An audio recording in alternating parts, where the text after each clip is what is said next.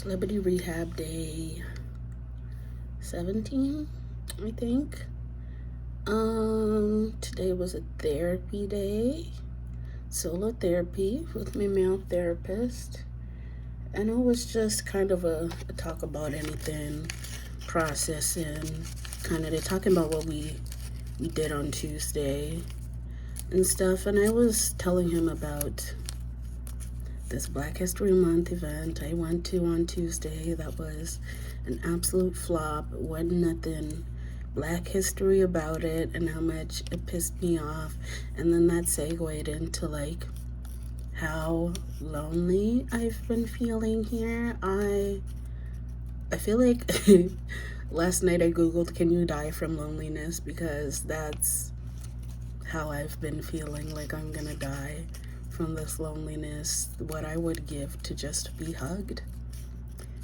Right now, I would open my ass. I'd do it in my butt if that meant I could be hugged.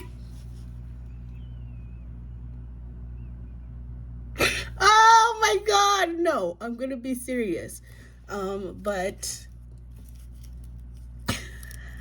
I'm laughing now, but as soon as I turn off this camera, I'm gonna be crying. I feel so fucking alone. Oh my God. Oh my God. And I have to applaud myself for like not just finding strangers to fuck so that I can feel some sort of connection, because that would be very easy. But yeah, I feel very alone. I was telling my therapist that most days when I get back from therapy, I sit in my room catatonic, and sometimes I'll just stare at the wall for hours in silence with no lights on. Like, that's how my time here has been going. And even though I'm in therapy, I think there's still a part of me that is holding on to, like, not trying to bother my friends, even though like I need them more than ever now. And I was talking about how like even when I feel the need to cry and I'm with my friends, I'll just like get off the phone even though I don't want to get off the phone and cry by myself. And crying by myself doesn't help me. I just feel like there's a part of me that's like, you're not working right now, so you don't have the right to bother other people with your problems. And I was talking about that in therapy today, and how I tied a lot of my worth to work, because I've had a job since I was 12. Like I have never not worked. Like, that's not, and when I didn't have like a job, I had my own fucking business. Like, this is the longest since I was 12. Since I was 12 that I've been off work, and it's been really a struggle for me. I linked a lot of my identity. I'm sorry, my lips are dry as shit.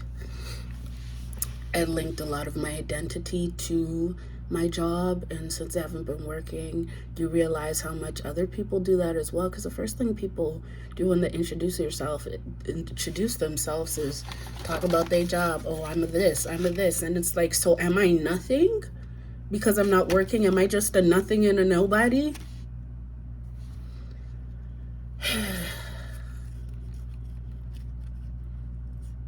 Yeah, I'm not doing great. I know I keep saying that this is the hardest thing that I've ever had to go through, but it truly is. And there's a part of me that doesn't want to be alive, and not in a suicidal way. I don't know if that makes sense, but I just don't see the light at the end of the tunnel, even though I'm doing the work and I'm showing up and I'm trying to be better.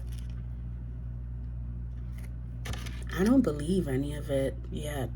I don't think. I mean, my self-talk has gotten better. In therapy today, when my therapist was talking about just how hard I am on myself, he started crying. And that really shook me, because I don't know any other way to be but be hard on myself, and he was like, obviously it's not your fault, and this is just the way that you're programmed, but I wish, like, and I obviously I can't take a magic wand and change it, but I wish that you can see some of these situations from the perspective of, like, I have such, like, willpower and drive and all of those things, and maybe one day I'll be able to, but for now I'm still just trying to unlearn the programming. And I think that him crying, like tears, he wasn't crying, but like I could see the tears coming down his eyes. And I think it always shocks me when people cry, like, about me, whether it's like because of the things that happened to me or because they feel sad for me. I just, like, that is so fucking foreign to me. Oh, now I'm about to start crying. That is so foreign. Like, I guess it means people care about me, but I'm not used to.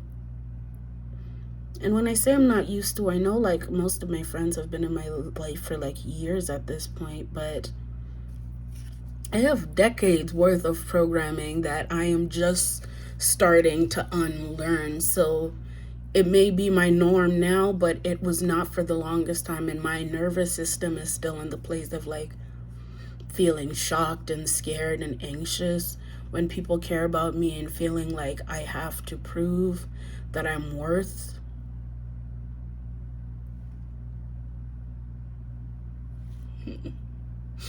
That I'm someone that's worth crying about or caring about in that way.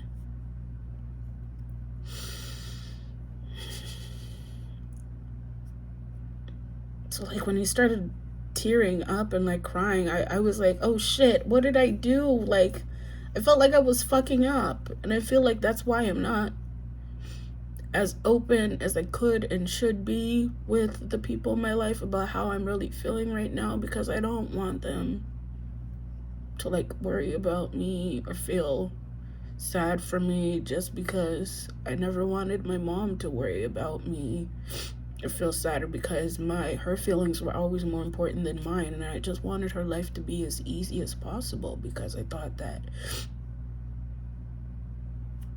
if her life was easier, then maybe she would, like, have more room to love me.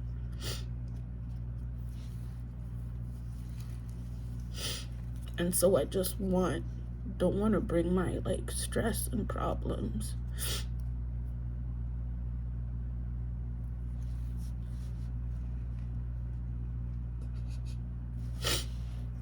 into the people that I love's lives, because there's still a part of me that's, like, scared that, I mean, I know I'm, like, really fucked up and I have a lot of issues, and if I, like, bring all of those issues, then eventually it's gonna be too much and people won't want to be around me anymore. And I'm still trying to unlearn that.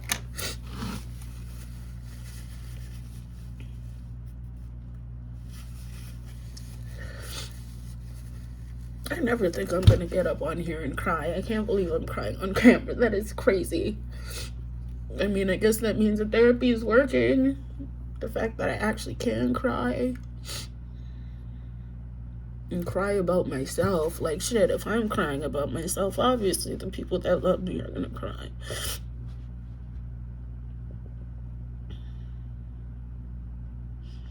I'm just so used to being hurt by myself, or being hurt, like, in private, and then sucking it up, that this is all very new for me, to have people that care about me to the point of moving them to tears. And I'm so grateful.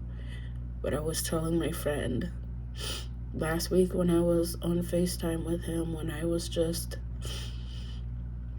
in one of my catatonic moods, that, like, I know that there are people in my life that love me, and this is the most love I felt in my life, but there's, like, a wall. Like, I don't believe it entirely. I can't really feel it. Like, there's a block there that's, like, stopping me from just accepting the love that's being given to me. Maybe because I feel like I don't have anything to give in return right now, and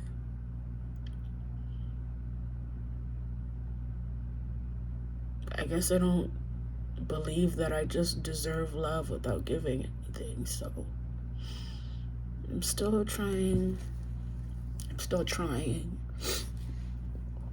But I'm not doing great. I haven't been doing great for a while. Every day is a struggle for me.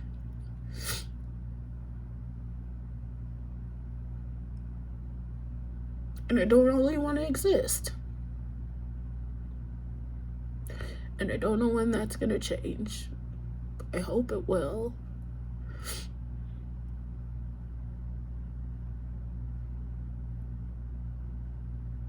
Because there's a part of me that would like to grow old. But then there's also a part of me that's like, if I go to sleep tonight and I don't wake up, I would be okay with that. And I'm not saying that because I want anybody to worry about me, even though I know people will. That's just how I fucking feel right now.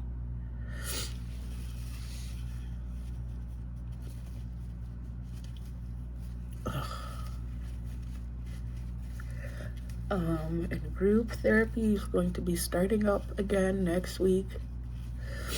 This time it's going to be with 2 men.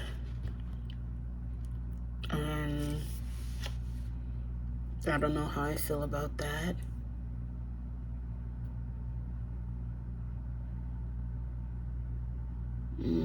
If I can have a male therapist, I'm sure I can do group therapy with men. I don't know if I'll even want to fucking share. But also, that's probably part of my healing, so. Celebrity Rehab Day, what is it, 16, 17? Yeah.